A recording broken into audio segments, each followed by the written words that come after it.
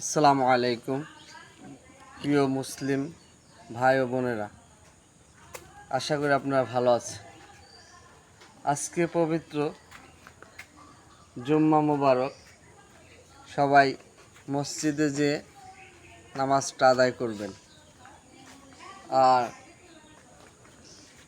প্রিয় বোনরা, আপনারা বাড়িতে নামাজটা পড়বেন, কারণ জুম্মার দিন আমাদের গরিবের জন্য আল্লাহ রসুল বলছেন হজের সমান সওয়াব। তাই কেউ মিস করবেন না। আজকে এই দিনটা কারো কারো কপালে নাও থাকতে পারে, আবার এই জুম্মার দিন অনেক ফজিলত। তাই সবাই আমরা চেষ্টা করব জুম্মার নামাজটা পড়ার জন্য।